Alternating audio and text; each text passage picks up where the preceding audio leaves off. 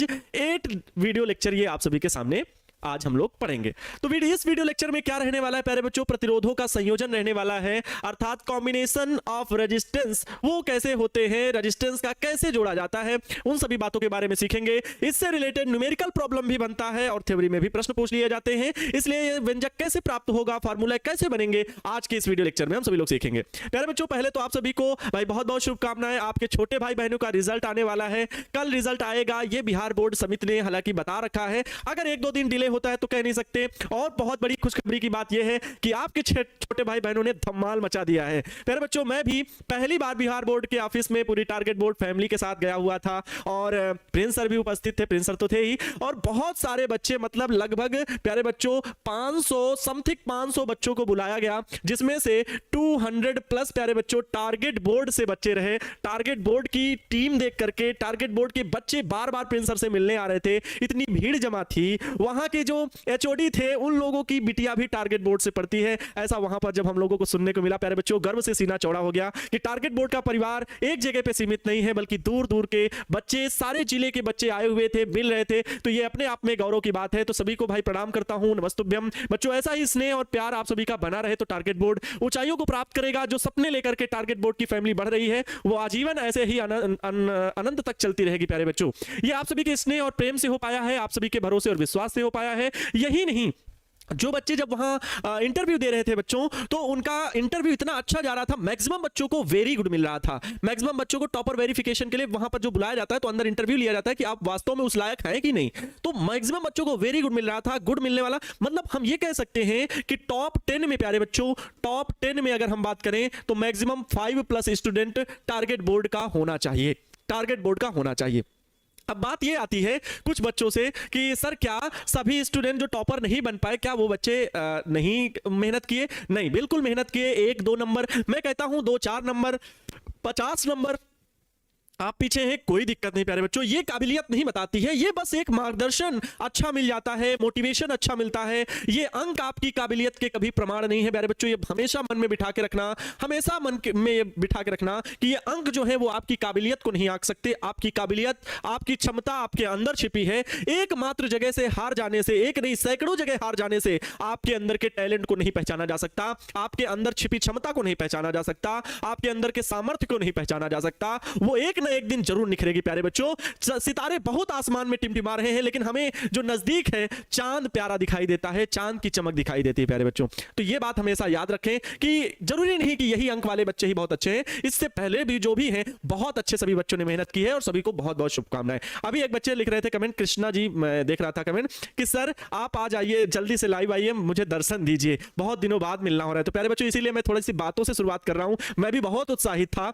होली के दिनों में छुट्टी के कारण 4 से 5 दिन लेट क्लास नहीं हो पाई। प्यारे बच्चों हम लोग 27 को स्टूडियो में थे, लेकिन 28 को टॉपर वेरिफिकेशन होना था, तो 28 और 29 को आपकी क्लासेस नहीं चल पाई। आप लोग व्हाट्सएप ग्रुप से जुड़े हैं कि नहीं? जो बच्चे व्हाट्सएप ग्रुप से नहीं जुड़े हैं जल्दी से व्हाट्सएप चैनल पर जरूर जुड़ जाएंगे, क्योंकि वहां पर इंफॉर्मेशन आपको टाइम पर दी जाती रहती है। ठीक है, ठीक है, हाँ रिवीजन जरूर करा दूंगा। प्रियंका कुमारी जी, आदित्य कुमार जी, काजल कुमार जी, खुशी सिंह जी, सन्नी राज जी, नमन, शिवानी जी, मतलब बहुत सारे बच्चे हमारे साथ जुड़े हैं। अब मैं ये नहीं कहना कि सर मेरा नाम नहीं लिया। प्यारे बच्चों आप सभी दिल में बसे हो, धड़कन हो हमारी, एक एक धड़कन है आप सभी, है ना। जिस दिन धड़कना बंद हो जाएगा उस दिन तो जीवन नहीं रह जाएगा। और प्यारे बच्चों एक बात हमेशा याद रखें, ये दुनिया ऐसे ही चलती रहेगी, किसी एक की कमी से कभी कुछ नहीं, लेकिन अगर रह जाती है तो सिर्फ यादें। यहाँ पैसा रह जाता है, यहाँ बने बनाए मकान रह जाते हैं, लेकिन जो आप करके जाते हैं लोगों के दिलों में बसना, जो इस बात को समझ लेता है उसके मन से लालच, स्वार्थ, ईर्ष्या, ऐसी चीजों का नाश हो जाता है प्यारे बच्चों।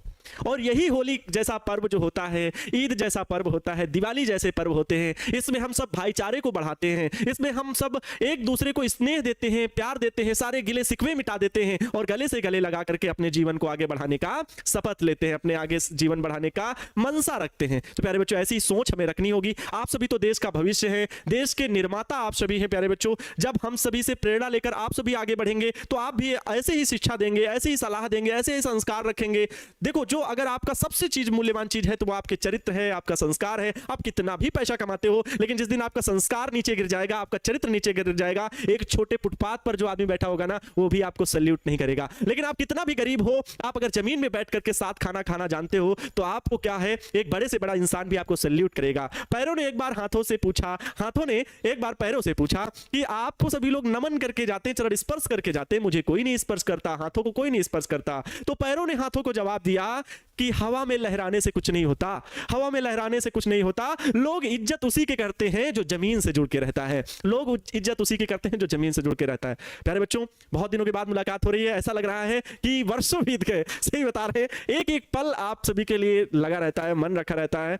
होली की 2 दिन छुट्टियां थी, लेकिन मन में ये कहीं ना कहीं चल रहा था, रंग लगा रहे हैं, लेकिन मन में थोड़ी देर बाद हर पल ये आ जाता था कि 2 दिन बाद फिर से क्लास लेनी है, फिर से वो टॉपिक पढ़ाना है बच्चों को। तो प्यारे बच्चों, ये सब आप सभी का स्नेह है, प्रेम है, और अपने कर्तव्य के प्रति आगे बढ़ने का, ईमानदारी से कर्म रखने की, सोच रखने की, ये उस ईश्वर का आशीर्वाद है, आपके माता पिता का आशीर्वाद है, आपके गुरुजनों का आशीर्वाद है, हमारे माता पिता का आशीर्वाद है, हमारे बड़े बुजुर्गों का आशीर्वाद है। यही सब प्यारे बच्चों जीवन में इंपॉर्टेंट होता है। तो प्यारे बच्चों, बहुत खुशी की बात रही कि आके आपके छोटे भाई बहनों ने धमाल मचा दिया। और निश्चिंत रहिए, निश्चिंत रहिए बच्चों, निश्चिंत रहिए। अरे माँ तेरी पसीने की हर एक बूंद को मोती सा चमकाऊंगा, तू सपने बड़े देखना और उसे पूरा करके मैं दिखाऊंगा। बच्चों, आप सभी भी फिजिक्स ही नहीं, हर एक सब्जेक्ट आपका अच्छा चल रहा है। एक बात मैं कहना चाहूंगा कि आपको जो कामयाब बनाती है जो चीज, वो बच्चों मेहनत है। अगर कोई चीज हार्डवर्क कोई बच्चा कर रहा है, वो मेहनत जो कर रहा है, 100% प्यारे बच्चों यही है वो सफलता का राज, वो टॉपर्स का राज। कोई भी इसके लिए जूस नहीं आता है, इसके लिए कोई भी जूस नहीं आता है। 100% प्यारे बच्चों जो सफलता का राज है वो है मेहनत।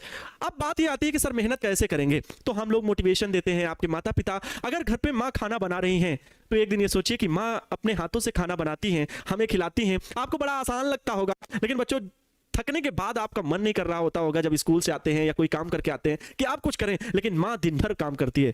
प्यारे बच्चों, आज भी मैं अपनी माँ को काम करते हुए देखता हूं तो मुझे बहुत कष्ट होता है, लेकिन क्या करें, एक मन में यह भी आता है कि काम कर रही हैं तो स्वस्थ हैं, जब आप बैठ जाएंगे तो और रोगों का घर बन जाता है।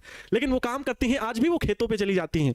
तो प्यारे बच्चों, वो उनका कर्तव्य है, वो उनका काम है। लेकिन मैं जहां तक मुझे याद है, जब मैं 8th 9th क्लास में था, तो मेरे जो गुरुजन थे उन्होंने भी मुझे बहुत अच्छे संस्कार दिए। मेरे घर के संस्कार रहे, मैं अपने कपड़े खुद से धुलता हूं और आज भी धुलता हूं। मुझे कहने में कोई बुराई नहीं है ना। मुझे ये सब चीजें अच्छी लगती हैं, ठीक है। जो जितना छोटा बन के रहो तो उतने में ही बड़प्पन है। सरबुलंदी का एक वजीफा है, ये बुजुर्गों से हमने सीखा है। सरबुलंदी का एक वजीफा है, ये बुजुर्गों से हमने सीखा है। और खुद को छोटा समझते रहिए, ये बड़े होने का तरीका है, ये बड़े होने का तरीका है। आज बहुत से बच्चों के दिलों में राज करते हैं, थोड़ा बहुत पैसा भी कमाने लगे हैं, जीविकोपार्जन अपना चलने लगा है। लेकिन प्यारे बच्चों, मैं जमीन से जुड़ा हुआ लड़का हूं, मैं किसान के घर पे जन्मा हूं, तो मुझे अच्छे से पता है कि गरीबी क्या होती है और बच्चों का दुख क्या होता है। वो लोग क्या है जो शिक्षा से अभी भी दूर हैं, लेकिन उन प्रयासों में धीरे धीरे अगर अग्रसर है तो टारगेट बोर्ड परिवार पूरा आप सभी के लिए काम कर रहा है। और ये प्यारे बच्चों, अगर आप सभी को भी कहीं सफलता लगती है कि हमें सफलता सर कैसे मिलेगी, सफलता होना ये नहीं कि बहुत पैसा कमाने लगना, कभी ये नहीं लाना। इस चीज को अगर बीच में लाए ना तो कभी आप कामयाब नहीं हो पाओगे। पैसे को कभी नहीं आंकना, आप जो काम पसंद करते हो उसमें कितना अच्छा कर पा रहे हो, आप अपने घर वालों को कितनी खुशियां दे पा रहे हो। खुशियां 4 पहिए में बैठाने की नहीं है, शाम को एक दिन माँ के पैर दबाना, एक दिन पिताजी के पैर दबाना, देखना इतनी खुशी होगी उनको, इतनी खुशी होगी कि मैंने अपने बेटे को राम जैसा पैदा किया, श्री राम जैसा मेरा बेटा है, श्रवण कुमार जैसा मेरा बेटा है, माँ सीता जैसी मेरी बेटी है, माँ राधिका जैसी मेरी बेटी है। प्यारे बच्चों, ये होते हैं अच्छे संस्कार। अगर जीवन में आते हैं ना तो हमारा चरित्र अच्छा होता है, तब हमें इनकी जरूरत नहीं है, तब हमारा जो जीवन है ना वो सफल है। प्यारे बच्चों, वो हमारा जीवन जो है वो सफलता की ओर अग्रसर होता है, ठीक है। तो ये होती है संस्कार। पैसे के लिए संस्कार नहीं आते, संस्कार पैसों से नहीं खरीदे जाते। संस्कार हमारे जीवन में अच्छे कर्म करने से आते हैं। और कर्म प्यारे बच्चों मेहनत से करना है, जो भी कर्म आपको करना है। और अभी आपका कर्म क्या है, तो प्यारे बच्चों केवल और केवल पढ़ाई करना, अध्ययन करना, अपने माता पिता के सपनों को, खुद के सपनों को साकार करने के लिए पढ़ाई करना, इसके अलावा कोई दूसरा ऑप्शन नहीं है। शिक्षा वही हथियार है। आज मैं आपके सामने प्यारे बच्चों पढ़ा रहा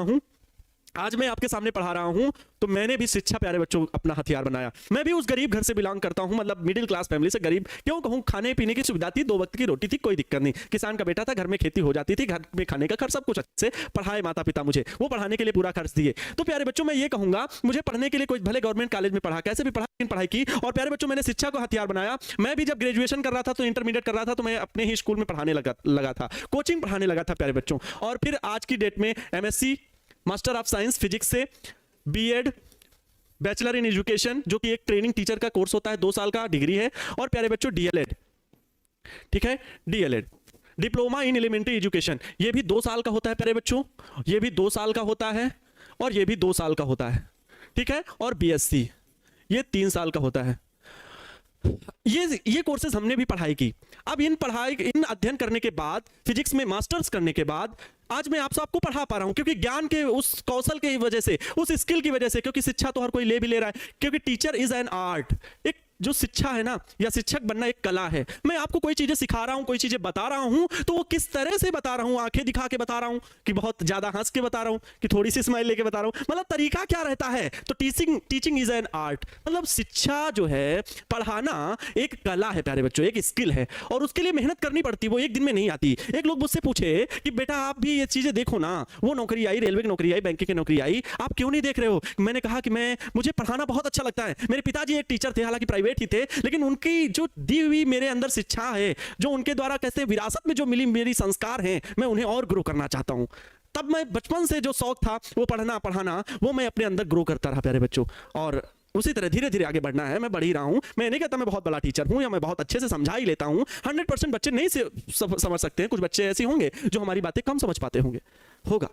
तो प्यारे बच्चों, अरे बहुत बातें हो रही हैं, क्षमा चाहूंगा आप सभी से कि मैं फिजिकल की बातें कर रहा हूं, शायद आप सभी को कम अच्छा लग रहा हो, कुछ बच्चों को क्षमा चाहूंगा, लेकिन बस ऐसे ही बातें आज फ्लो में होने लगी। प्यारे बच्चों, मतलब आपको पढ़ाई करना है, अपना हथियार जो बनाना है वो सिर्फ और सिर्फ स्टडी को बनाना है, ठीक है। आप क्लास 12th में पढ़ रहे हो, थोड़ा सा मोटिवेशन के लिए बात करने लगा था। आप 12th में पढ़ रहे हो प्यारे बच्चों, और 12th में टॉप करना ही आपका मकसद नहीं होना चाहिए कि मैं फर्स्ट रैंक ला करके ही मैं टॉपर बनूंगा तभी मुझे लोग जानेंगे। नहीं, अधिकतम अंक लाने के लिए प्यारे बच्चों प्रयास करना। अगर आप अभी लग रहा है ना कि मैं 40% लायक हूं, मुझे कुछ नहीं आता साइंस में, मेरा लेवल बहुत कमजोर है, एक एक चीज अभी रटाई जाएगी। पहले तो आपको समझाया जाएगा, फिर याद कराया जाएगा, फिर रटाने वाला भी ऑप्शन होगा। फिर हालांकि मैं कहता हूं रटंती विद्या अवंती नहीं, ठसंती भोजन पचंती नहीं।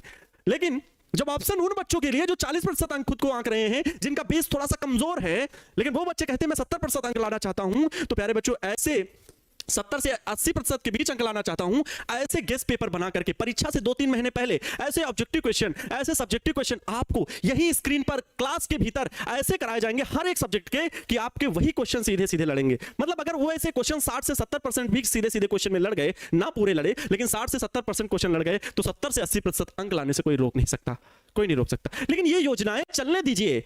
कुछ बच्चों कहेंगे सर कॉन्टिन्यूअसली हमसे पढ़ाई नहीं होती, कॉन्टिन्यूअसली पढ़ाई नहीं होती, जैसे 6 दिन का ब्रेक हो गया। अरे भाई, छूटा हुआ कोर्स पूरा कर लेते, 2-3 बार, जिनका छूटा हुआ कोर्स नहीं था 2-3 बार रिवाइज कर लेते, फार्मूला सीट बना लेते, 2-4 न्यूमेरिकल लगा लेते, हर एक सब्जेक्ट में थोड़ा थोड़ा पढ़ लेते, ठीक है।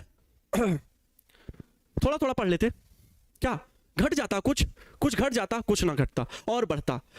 ठीक है, चलो बहुत अच्छा, आप सभी का प्रेम और स्नेह दे करके।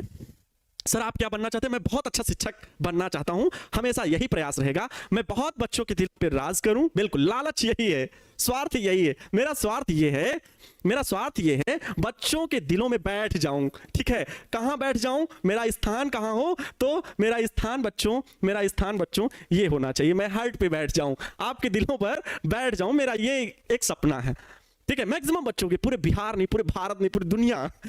हालांकि जहां पे जरूरत है, कुछ लोग हमसे कहे, जैसे कुछ लोग कहे आप इतने टैलेंटेड हैं, तो आप बीएससी किए, फिर एमएससी किए, मास्टर्स फिजिक्स से कर लिए, तो आपको तो किसी रिसर्च सेंटर में होना चाहिए था, बीएड किए, डीएलएड किए। और प्यारे बच्चों, मैं रिसर्च कर रहा हूँ, रिसर्च पेपर बनाने की पूरी कोशिश कर रहा हूँ कि मैं पीएचडी भी किसी अच्छे कॉलेज से करूँ, और नेट की प्रिपरेशन भी कर रहा हूँ। तो अगर नेट क्वालिफाई होता है तो किसी अच्छे गवर्नमेंट कॉलेज से, और जेआरएफ क्वालिफाई होता है तो और अच्छा हो जाएगा। तो जेआरएफ और एसआरएफ होता है जूनियर रिसर्च फेलोशिप, और एसआरएफ होता है सीनियर रिसर्च फेलोशिप, जिसमें से अमाउंट मिलता है आपको पढ़ने के लिए पर मंथ, मतलब 50 से 55 हजार रुपए सरकार पर मंथ देती है आपको पढ़ने के लिए, पीएचडी करने के लिए। लेकिन उसके लिए किसी चाहे प्राइवेट इंस्टीट्यूट से कर लीजिए पीएचडी, तो आपको फिर नेट क्वालिफाई करने की जरूरत नहीं। लेकिन अगर किसी गवर्नमेंट यूनिवर्सिटी से करना है तो फिर नेट क्वालिफाई करना पड़ेगा। तो वो मैं नेट क्वालिफाई करने के लिए प्रिपरेशन करता रहता हूँ। फिजिक्स तो मैं ऐसे ही पढ़ता रहता हूँ, क्योंकि मेरी एक आदत है रिसर्च पेपर पढ़ना, आज के जमाने में मॉडर्न फिजिक्स में क्या हो रहा है वो सारी चीजें पढ़ना, कैसे सेमीकंडक्टर पे वर्क हो रहा है, कैसे इंसुलेटर पे वर्क हो रहा है, ये सारी चीजें पढ़ते रहना, वो मेरा काम है। बाकी आपको तो पढ़ाना, आपके सिलेबस को पढ़ते रहना, पढ़ाते रहना, वो तो मेरा पिछले कई वर्षों से चला आ रहा है। लेकिन बात ये रही कि मैं अभी पढ़ रहा हूं, क्यों? क्योंकि मुझे आगे कुछ और, ये अध्ययन हमेशा जारी रहेगा, अध्ययन हमेशा जारी रहेगा। तो प्यारे बच्चों, पीएचडी करने के लिए 3 साल में होती, 5 साल में होती, 7 साल में। एक बच्चे ने कहा सर आप क्या बनना चाहते हैं? तो मैं बता रहा हूँ पीएचडी, वो टीचर बनना चाहता हूँ और बहुत अच्छा शिक्षक बनता रहूँ हमेशा। इस पर अगर सर कभी कोई चीज पूर्ण नहीं हो पाएगी, इस जीवन में कभी कोई पूर्ण नहीं हो पाएगा, हमेशा कुछ ना कुछ कमी रहती रहेगी। तो इसलिए मैं बनने का प्रयास कर रहा हूँ हमेशा अनवरत। आपको लगता होगा कि सर जी आप एकदम परफेक्ट हैं, लेकिन नहीं, मैं नहीं परफेक्ट हूँ, मैं अभी और परफेक्ट बनने के लिए प्रयास कर रहा हूँ। परफेक्ट कभी कोई चीज नहीं हो पाएगी प्यारे बच्चों। तो ये मैं अगर कोर्स और फिर मैं पीएचडी कर लूंगा, एक दिन कई लोगों ने मुझसे कहा इतना कोर्स किया तो कहीं और जगह पे, अच्छी जगह पे कमाओ जाके, अच्छा खासा पैसा मिलेगा, अमाउंट है, आओ ना हमारे यहाँ ज्वाइन करो, इंटरव्यू दो, बस सिलेक्शन, क्या दिक्कत है? हम कहें भाई मुझे जहां जरूरत है, जहां मुझे चाहिए, मैं अपनी सोच को क्यों बदलूं? मैं सीबीएसई बोर्ड में बच्चों पढ़ाता था, सीबीएसई बोर्ड में पढ़ाता था, सेंट्रल बोर्ड है ये इंडिया का, ठीक है। यूपी बोर्ड के बाद सबसे ज्यादा बच्चे यहाँ पर हैं या बिहार बोर्ड में हैं। तो यहाँ पर मैं पढ़ाता था, इंग्लिश मीडियम में चलता है, इंग्लिश मीडियम में पढ़ाता। मैं चाहता तो सीबीएसई पढ़ाता, फिर आईआईटी नीट में चला जाता, अच्छे खासे पैकेज में पढ़ाता। लेकिन जब मुझे अवसर मिला कि बिहार के बच्चों को पढ़ाने का, एक अपनापन लगा, एक अपना जैसे परिवार होता है ना, वैसी मुझे फीलिंग आई। मैं यूपी बोर्ड के बच्चों को पढ़ा रहा था तो मुझे लगा यहाँ बहुत सारे शिक्षक हैं, वहाँ भी बहुत सारे शिक्षक हैं, लेकिन मुझे ऐसे लगा कि जैसे जरूरत है। और जब आप लोगों से जुड़े ना, एक परिवार बनता चला गया, एक स्नेह बढ़ता चला गया। और इस स्नेह को बनाए रखने के लिए प्यारे बच्चों, मैं अनवरत आप सभी के लिए काम करने के लिए तैयार हूं, अनवरत शिक्षा देने के लिए तैयार हूं। जैसे भी होता है, कहीं चूकने ना पाए कोई चीज, पूरा सामर्थ्य लगाने का प्रयास करूंगा आप सभी के लिए। ये मेरी कोशिश होगी कि आप सभी बच्चे इंटरमीडिएट में ही नहीं, अपने छोटे भाई बहनों के लिए काम करें। हम लोग काम जिस तरह से कर रहे हैं, ऐसा नहीं है कि सर आप तो बहुत अच्छे हैं या नहीं अच्छे हैं, आप में ये थोड़ी कमी बिल्कुल जायज है, हो सकती हैं कमियां हो सकता नहीं होंगी। उन कमी को दूर करने के लिए हम लोग पूरा प्रयास करेंगे। आप देखे होंगे मैंने जो चीज़ अभी तक बोली, मैं उसे 100% पूरा करने का पूरा प्रयास करता हूँ। आप सभी को 12th में जो जो चीज़ें मिल रही हैं, जो चीज़ें मिल रही हैं, वो कहीं और उस तरह से नहीं मिल रही हैं। ये बात याद रखें, देख सकते हैं। इसीलिए मैं हमेशा कहता हूँ डेमो देखिए, सब कुछ देखिए, उसके बाद डिसाइड कीजिए। सर आपकी फोटो सिक्के पर छपवा दूंगा। सर पीएचडी का मतलब क्या होता है? डॉक्टर इन फिलॉसफी। मजा आ रहा है गुरुजी। सर जी आप पहले कहाँ थे? बिहार में, यूपी में? मैं यूपी में लखनऊ में प्यारे बच्चों, लखनऊ में था। और मेरा जो होम कह सकते हैं घर जो है वो रायबरेली डिस्ट्रिक्ट में है प्यारे बच्चों। रायबरेली जो कि लखनऊ से जुड़ा ही जिला है, रायबरेली डिस्ट्रिक्ट, जहाँ पे modern rail coach factory Lalganj है, वो तहसील, वहीं पे मेरा घर है। क्योंकि पूरे भारत में 2 ही बड़ी रेल कोच फैक्ट्री हैं, एक कपूरथला में और एक Lalganj rail coach factory, modern rail coach factory, जहाँ पर रेल के डिब्बे बनते हैं। तो वहाँ पर प्यारे बच्चों, तो वो यूपी में ही है, लालगंज रायबरेली डिस्ट्रिक्ट में, लखनऊ के पास में ये जिला है। अच्छा, बहुत सारी बात। सर आप बहुत बात करते हैं, थोड़ा सा सिलेबस के बारे में बताइए। प्यारे बच्चों हम लोग चैप्टर 1 कंप्लीट कर चुके हैं। आइए, बहुत बात हो गई, इस तरह से तो बात नहीं होगी, है ना। चैप्टर 1 कंप्लीट हो चुका है। बोलो, चैप्टर 1 कंप्लीट, जिसमें वैद्युत आवेश तथा क्षेत्र के बारे में पढ़े थे। मैंने आपको इतिहास से जोड़ा था, बेंजामिन फ्रैंकलिन सर को बताया, है ना, थेल्स सर क्या थे उनके बारे में बताया। मतलब बहुत प्राचीन बातों से जोड़ करके आपको कि वास्तव में इलेक्ट्रिक चार्ज क्या है। क्योंकि प्यारे बच्चों, जो आप 12th में पढ़ रहे हो, वो सब क्या पढ़ रहे हो? तो वो बच्चों आप जो सीख रहे हो, वो जो चीजें आप सीख रहे हो 12th में, वो सब 12th में जो चीजें आप सीख रहे हैं, वो सब इलेक्ट्रिसिटी, 3 ब्रांचेज आप पढ़ोगे, इलेक्ट्रिसिटी, ऑप्टिक्स और तीसरा पढ़ोगे प्यारे बच्चों मॉडर्न फिजिक्स, है ना। तो वैद्युतिकी की शुरुआत कहां से हुई, वो प्यारे बच्चों चैप्टर 1 से आपको जोड़ा मैंने। कूलाम के नियम से संबंधित बातें बताई, वैद्युत क्षेत्र बताया कि वैद्युत क्षेत्र की तीव्रता कैसे निकाली जाती है वैद्युत द्विध्रुव से, ये सारी चीजें थी। उसके बाद इसी में था गॉस थ्योरम और गॉस थ्योरम के एप्लीकेशन, मतलब गॉस की प्रमेय और उसके अनुप्रयोग, वो सिखाए गए आपको। चैप्टर 2 जो प्यारे बच्चों आपके लिए था, जो चैप्टर 2 था, चैप्टर 2 में हम लोग किसके बारे में पढ़े? पोटेंशियल के बारे में पढ़े, वैद्युत विभव के बारे में पढ़े, ठीक है।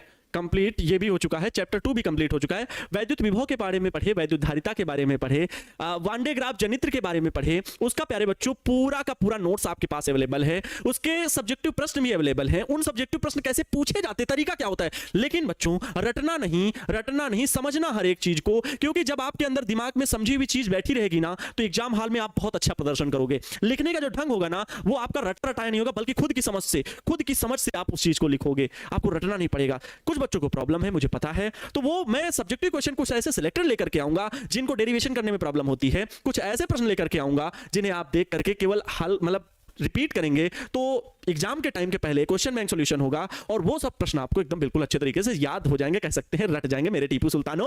आप रट लेंगे, कोई दिक्कत नहीं होगी। लेकिन जो वादा ये है कि मेहनत करना मत भूलिएगा, इस बात को कभी नहीं भूलिएगा। मेहनत आपको करनी ही पड़ेगी, इसका कोई दूसरा रास्ता नहीं है। अब मेहनत का मतलब ये है, अगर आप रट सकते हो तब भी मैं कहता हूं 70 to 80% लाओगे। और जो बच्चे जेन्युइन हैं, जो बच्चे पॉजिटिव हैं, शुरू से मेहनत करते अभी तक चले आ रहे हैं, जो पहले ही जग चुके थे, कुछ बच्चे अब जगेंगे, लेकिन जो पहले जग चुके थे, मैं वादे के साथ कहता हूं, कंटेंट ऐसा दे रहा हूं कि 95% लाने से कोई नहीं रोक सकता। मैं जिद पे अड़ा हूं कि 95% प्लस क्वेश्चन तो फंसा के रखूंगा बिहार बोर्ड में, इससे बाहर तो कहीं नहीं जाने वाला, क्योंकि सिलेबस सीमित है। मुझे पता है ना कि सिलेबस तो सीमित है, इससे बाहर थोड़ी हो जाएगा। बच्चों यही सब कुछ चल रहा है। तो आपके 2 चैप्टर कंप्लीट हो चुके हैं। चैप्टर 3 हम लोग डिस्कस कर रहे हैं। चैप्टर नंबर 3 क्या अभी ये क्या है, प्रोसेसिंग पे है, या कह लें परस्यूइंग है। ठीक है, मतलब चल रहा है, कंटिन्यू है आपकी ये चीज, ये चैप्टर चल रहा है, जिसका आज वीडियो लेक्चर है 8। और हम लोग आज पढ़ने वाले हैं प्रतिरोधों का संयोजन। आधे घंटे आपसे बात करते करते हो गया। सर विशाल सर आप ही के गांव से हैं? जी हाँ, विशाल सर गांव से नहीं है, पास से ही हैं, है ना। विशाल सर पास से ही हैं, हम लोग साथ में ही आए थे। और अनिल सर भी पास के ही हैं, हालांकि अनिल सर थोड़ा लेट पे आए थे। मैथ की जब रिक्वायरमेंट थी तो विशाल सर को भी बुलाया था। ठीक है, ओके, चले प्यारे बच्चों, अब बात करते हैं प्रतिरोधों के संयोजन से। मतलब इस चैप्टर में क्या क्या सीख चुके हैं वो सब आप सभी को पता चल गया है ना। आप सभी लोग इसमें वैद्युत धारा के बारे में पढ़ चुके हो। आई बराबर क्या होता है, Q/T, धारा प्रवाह, है ना। आवेश प्रवाह की दर को वैद्युत धारा कहते हैं, ये चीज आप लोगों ने सीखी थी। आपको वैद्युत सेल का इतिहास बताया गया था बच्चों। धारा घनत्व बताया गया था, J बराबर I/O होता है। धारा घनत्व क्या होता है उसकी परिभाषा आप सभी को बताया गया था। प्यारे बच्चों आप सभी को अनुगमन वेग के बारे में बताया गया था, VD बराबर I/A यानी E अगर मैं वैद्युत धारा से संबंध इसकी बात करूं तो, या VD इक्वल टू क्या हो जाएगा, small E capital E/M into tau. ठीक है, ये बताया गया था। या फिर आप इसी सूत्र को E को V/L में जब तोड़ लेते हैं तो EV/ML इंटू टाउ। ये दोनों अनुगमन वेग के सूत्र, ये भी अनुगमन वेग का सूत्र, धारा से वैद्युत धारा से संबंध। और या धारा घनत्व से संबंध तो I/A की जगह J लिख सकते हैं, तो J/NE। ये सारे सूत्र किसके हैं बच्चों, तो ये अनुगमन वेग के हैं। ये 4 सूत्र हैं यहाँ पर। पहले ई स्मॉल ई कैपिटल E/M। अब जो बच्चे लग रहा है कि सर आज तो मैं पहली क्लास में जुड़ा हूं, तो बच्चों ये आपकी गलती है। ये सारे डेरिवेशन कराए जा चुके हैं। ये VD है क्या, ड्रिफ्ट वेलोसिटी से बोलते हैं, मतलब अनुगमन वेग बोलते हैं। क्या बोलते हैं, वेग बोलते हैं। अब कहेंगे सर आपको सूत्र रटे हैं क्या? जी नहीं, रटे जैसा नहीं है, हाँ समझे हुए हैं तो तुरंत याद आ जाता है। I/A था, I/A J है तो J/NE हो गया। ये चीजें अपने आप याद हो जाती है। स्मॉल ई कैपिटल E/M कैसे आया, तो आपको बताया गया था वैद्युत बल और न्यूटन्स लॉ ऑफ मोशन का सेकंड वाला F=ma, वो दोनों बराबर थे। A small E capital E/M हुआ था। तो उस हिसाब से मुझे याद है, मैंने समझ के याद रखा हुआ है, तो ये आई थी वैल्यू, ये सब सभी को पता है। सर ऑफलाइन जाने का जरूरत नहीं, ऑनलाइन से हो जाएगा। बच्चों एक चीज मैं बता दूं, बहुत बच्चों के कई बार ये मन में डाउट है। मैं आप सभी को कहना चाहता हूं बच्चों, जो ऑफलाइन है, ठीक है, जो ऑफलाइन क्लासेस हैं और जो ऑनलाइन क्लासेस हैं, दोनों ही अपने आप में बेस्ट हैं। कोई किसी में कुछ भी दिक्कत नहीं है, आप दोनों को ही बेस्ट कह सकते हो। दोनों क्लासेस बेस्ट हैं, ठीक है, अपनी अपनी जगह पर। अब आपके बजट पर फोकस करते हैं। अगर आपका बजट कम है, ठीक है, आप बहुत गरीब फैमिली से हैं, मतलब बस पढ़ा पा रहे हैं आपके माता पिता, रोज कमाते हैं रोज खाते हैं, पैसा कम है आपके पास, तो फिर आप ऑफलाइन नहीं जा पाएंगे, क्योंकि इसकी फीस जो है प्यारे बच्चों वो महंगी होती है। फिर आप ऑफलाइन ना ज्वाइन करें। अगर आपके पास बजट कम है तो प्यारे बच्चों ऑनलाइन ही बहुत अच्छा है, क्योंकि आपके मोबाइल पे तो वैसे भी रिचार्ज होता है, थोड़ा सा 50 रुपए 100 रुपए ज्यादा, मतलब 2 GB या 3 GB पर डे मिलने वाला रिचार्ज करा लीजिए। ऐसे तो 1.5 GB पर डे वाला मिलता ही है हर एक घर में। अगर मोबाइल फोन की सुविधा है तो फिर वो ये रिचार्ज तो करवाता ही है। आप थोड़ा बढ़ा के रिचार्ज करवा लेंगे तो आपकी 4 से 5 क्लासेस आराम से पर डे हो जाया करेंगी। इसलिए ऑनलाइन क्लासेस बेस्ट हो जाता है। फिर आती है बजट, सर हमारे पास ठीक ठाक है, हम मिडिल क्लास फैमिली से हैं, घर पे मम्मी पापा दोनों लोग कमाते खाते हैं, कुछ भी है, कैसे भैया भी कमाते हैं, तो मुझे सहारा है सर पढ़ने का, तो फिर क्या मैं ऑफलाइन क्लासेस ज्वाइन कर लूं ऑनलाइन के साथ? जी हाँ, आप ऑनलाइन के साथ ऑफलाइन क्लासेस ज्वाइन कर लीजिए, क्योंकि उससे क्या है कि ऑफलाइन में थोड़ी सी आपको और मदद मिल जाएगी। लेकिन अब आपको लगता है कि ऑफलाइन में मेरा टाइम वेस्ट हो रहा है, तो फिर आप ऑनलाइन से ही जुड़े रह करके, क्योंकि ऑनलाइन एक ऐसा माध्यम है जहां पर कंटेंट ऑफलाइन से ज्यादा है। ऑफलाइन वाले आपको नोट्स नहीं देंगे, वो लिखवाएंगे बैठ के, वो आपसे थोड़ी बहुत बातें करेंगे। मेला में क्या हुआ था, कल गए थे वहां, शादी में क्या हुआ था उनके यहाँ, बहुत लड़ाई हुई थी, पता लगा आपके गांव में, दुनिया भर की बातें होती, क्या बताएं। मैं भी ऑफलाइन चलाता था, तो वहां पर बच्चों की बहुत सारी बातें, बहुत सारे डिमांड, 150 बच्चा बैठा हुआ है, उनमें खड़ा हुआ है, सर ये वाला डाउट बता दो, वो वाला, सबके डाउट नहीं हो पाते थे यहाँ, तो फिर भी मैं डाउट कर लेता हूँ, क्लियर कर लेता हूँ। मतलब मैं कहूंगा दोनों ही बेस्ट है, 50-50% दोनों है। तरीका कैसा है, आप वो चीज आप खुद पे डिपेंड करो, खुद से डिसाइड करो, दोनों ही बेस्ट हैं। अगर आपके पास बजट है तो ऑफलाइन भी ज्वाइन कर लो, लेकिन समय जाएगा, फिर आपसे शायद हो सकता है ऑनलाइन की क्लासेस मिस हो जाए, क्योंकि हो सकता है ऑनलाइन में आपको 1-2 सब्जेक्ट कम समझ में आ रहा हो, तो उसकी क्लासेस आप ऑफलाइन में ज्वाइन कर लीजिए, तो आपको फायदा मिलेगा। हो सकता है ऑनलाइन में ऑफलाइन में आपको कुछ नहीं समझ में आ रहा है, कुछ 1-2 सब्जेक्ट, तो इसीलिए ऑनलाइन ज्वाइन कर लीजिए कम पैसों में, कोई दिक्कत नहीं। तो प्यारे बच्चों ये आप पे डिपेंड करता है कि आप क्या, कैसे, आपका लेवल क्या है, आपका स्ट्रेंथ क्या है, ठीक है, वो चीज आप खुद से डिसाइड कर सकते हो, है दोनों बेस्ट। लेकिन ये जरूर कहूंगा कि अगर आप ऑनलाइन प्रॉपर पढ़ रहे हो तो ऑफलाइन की जरूरत नहीं पड़ेगी। ये मैं इसलिए नहीं कह रहा हूं कि मैं ऑनलाइन पढ़ा रहा हूं, ये मैं इसलिए कह रहा हूं क्योंकि आप मेरे सामने ऑफलाइन जैसा ही पढ़ रहे हो। मैं भी आपके सामने 1 घंटे से संस्कार की बातें बता रहा हूं, अभी क्लास नहीं खत्म हुई, मैं 1 घंटे ऑफलाइन जैसा मुझे लग रहा है, चेहरे पे स्माइल है, बिल्कुल फ्रैंक होकर आपसे बातें कर रहा हूं। मुझे तो नहीं लग रहा कि मेरे सामने बच्चा नहीं बैठा हुआ है, मुझे तो पूरा ऐसे इंजॉय कर रहा हूं कि मैं एक चीज, बच्चों को बहुत कम टाइम मिलता है, रोज पढ़ाना, तो मैं आज आपको ऐसे मोटिवेट करने लगा। तो बहुत सारी बातें हो गई, क्या क्या नहीं बोल गया आपके सामने, ठीक है, वो तो कोई मेरा स्क्रिप्ट तो थी नहीं कि मैं ये बात करूंगा बच्चों से, मुझे तो पढ़ाना है आपको, लेकिन बातें चलती गई। तो एक ऑफलाइन का यही तो मैंने आपके कमेंट ही तो पढ़े, सर मुझे ये प्रॉब्लम है, सर 40% से 70% हो जाएगा कि नहीं, तो वही सब मैं नजरें कमेंट पर बनी हुई और उसी के आधार पर मैं बोलता चला जा रहा हूं। तो मेरे सामने भी बच्चे हैं, तो ऑफलाइन और ऑनलाइन का जो बच्चों डाउट है वो कोई दिक्कत नहीं है, ये आप पे डिपेंड करता है। हाँ, बहुत बातें हो गई। सर रिवाइज कैसे करें? रिवाइज करने की भी तरीके हैं। रिवाइज कैसे करें? आपका जो चैप्टर छोटा हुआ है उसको पहले पूरी तरह से, जो चीज नहीं आती उसको पढ़ने का प्रयास करो, और फिर एकदम नहीं आ रही तो फिर उसे स्किप करो, उसका केवल फार्मूला याद करो, ठीक है। सॉरी, ओके चलो बच्चों, आप फिर बात करेंगे किसी दिन, डाउट क्लास की आगे बात होगी। हम लोग चैप्टर 1, 2, 3 हाँ अनुगमन वेग पढ़ चुके थे और बात करेंगे अनुगमन, ये तो ऑफलाइन ऑनलाइन की आपका कोई कमेंट पढ़ लिया था तो मैं चर्चा करने लगा था। अनुगमन वेग पढ़ चुके प्यारे बच्चों। सॉरी, इसके बाद मैंने क्या आपको पढ़ाया था? अनुगमन वेग के बाद क्या पढ़ाया था? गतिशीलता पढ़ाई थी, मोबिलिटी पढ़ाई थी, बोलो गतिशीलता पढ़ाई थी। क्या बताया था गतिशीलता में? अनुगमन VD/E, ठीक है, ये आपको पढ़ाया गया था। गतिशीलता के बारे में आपको बताया गया था, और आपको वैद्युत प्रतिरोध ओम के नियम के बारे में बताया गया था, इसी से ओम का नियम प्रूफ किया गया था। V=IR ओम का नियम अनुगमन वेग से प्रूफ किया गया था, यस और नो प्रूफ किया गया था, आप कहेंगे यस सर। फिर आपको वैद्युत चालकता बताई गई थी, G बराबर जिसे 1/C लिखे थे, सॉरी 1/R। वैद्युत प्रतिरोध के वितरण को वैद्युत चालकता कहते हैं। फिर आप सभी ने विशिष्ट प्रतिरोध सीखा था, विशिष्ट प्रतिरोध ρ बराबर E/J, बोलो यस और नो, जिसमें ρ बराबर हाँ E/J, और इनकी वैल्यू रख के हम हल कर लेते हैं, ρ बराबर E/J। फिर विशिष्ट प्रतिरोध, फिर विशिष्ट चालकता जिसे सिग्मा कहते हैं, सिग्मा = 1/ρ। ये यहां तक सारी बातें हो गई थी, ठीक है। इन पर ताप का क्या प्रभाव पड़ता है ये भी आपको पढ़ाया जा चुका था, ठीक है, ओके ठीक है। तो प्यारे बच्चों ये सब चीजें हो गई थी। अब आज हम लोग बात करते हैं आगे, प्रतिरोधों का संयोजन कैसे होता है। क्या होता है प्रतिरोधों का संयोजन? जैसे संधारित्रों का संयोजन पढ़ा गया था, ठीक वैसे ही प्रतिरोधों का संयोजन पढ़ना है। प्रतिरोध मतलब प्यारे बच्चों R से हम इसे डिनोट करते हैं। किससे डिनोट करते हैं? R से। रेजिस्टेंस है तो रेजिस्टेंस की मीनिंग R से शुरू होती है तो पहला लेटर उठा लिया जाता है, अधिकतर ऐसे ही किया जाता है। तो प्रतिरोधों का संयोजन किस प्रकार से होता है प्यारे बच्चों? 2 प्रकार से होता है, एक तो श्रेणी क्रम, एक तो समांतर क्रम। ये आपको लोगों ने हाई स्कूल भी पढ़ा होगा, लेकिन जरूरत क्या पड़ी संयोजन की? क्योंकि कभी ये होता है, मान लो एक डंडा कम मजबूत है तो हम 2 डंडे जोड़ देते हैं, है ना, 3 डंडे जोड़ दें, 4 डंडे जोड़ दें, मजबूती बढ़ गई। एक पिलर पढ़ रहे हैं तो एक सरिया खड़ा करके पिलर नहीं बनाया गया, घर बनता है, वहां 4-5 लगाई गई सरिया, लोहे की रॉड जो होती है सरिया जिन्हें बोलते हो, अब वो लगाया गया लोहा, तो 4-5 रॉड ले जाकर के ऊपर तक ले जाया गया। तो क्यों? क्योंकि मजबूती आ गई। ठीक वैसे ही आवश्यकता अनुसार शायद परिपथ में बहुत तेज धारा जाने वाली हो, किसी परिपथ में धारा का मान बहुत ज्यादा हो, भाई पूरे घर में ये इतने ही एम्पियर की धारा जा रही, 4 एम्पियर की धारा, ठीक है, बहुत ज्यादा धारा है। अब 4 एम्पियर की धारा पूरे घर में जा रही है, लेकिन एक जो बल्ब प्यारे बच्चों लगा हुआ है, एक जो बल्ब लगा हुआ है, ध्यान समझना, फिनोमिना समझो, प्रिंसिपल समझो, जरूरत क्या है, रटना इसे कहते हैं कि रटना नहीं है, बल्कि उसके कॉन्सेप्ट को पकड़ना कि आवश्यकता क्यों पड़ती है। हर जगह मैंने इस चीज को हमेशा सिखाया है। तो प्यारे बच्चों जरूरत ये पड़ी कि बल्ब को 3 ही एम्पियर चाहिए था, 3 ही एम्पियर चाहिए था।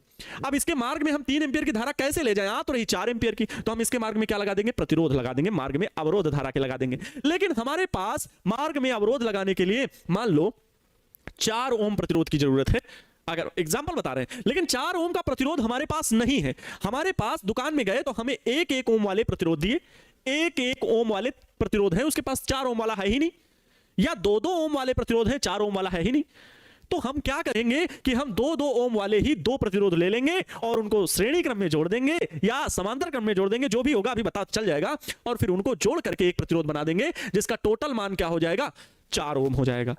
और फिर उसे यहां पर लगा देंगे तो धारा जो 4 एंपियर जा रही थी, इसके मार्ग में अवरोध लग गया और अवरोध लगने से 3 एंपियर धारा हो गई, तो ये बल्ब जल जाएगा। नहीं तो अगर 3-4 ही एंपियर की धारा आएगी तो धारा का मान बहुत ज्यादा है, इस वजह से बल्ब क्या हो जाएगा, फ्यूज हो सकता है, बल्ब ब्लास्ट हो जा सकता है। देखा होगा चार्जर में लिखा रहता है 2.5 एंपियर, 1.5 एंपियर, वहां करंट लिखा रहता है 0.5 एंपियर। हर एक चीज में करंट का भी मान लिखा रहता है, धारा कितना, वोल्टेज कितना। वोल्टेज अधिकतर 220 वोल्ट लिखा होता है, 220 वोल्ट लिखा होता है वोल्टेज। आप देखना इलेक्ट्रॉनिक गैजेट उठाइए, उसमें लिखा होगा ऐसे, इलेक्ट्रॉनिक गैजेट में ऐसे लिखा होगा। मेरे पास तो ऐसा कोई गैजेट नहीं रखा हुआ है जिसमें लिखा हो, फिलहाल की कंडीशन में रखा होता तो मैं आपको जरूर दिखाता। ठीक है, लिखा रहता है प्यारे बच्चों, कोई चार्जर नहीं है मेरे पास।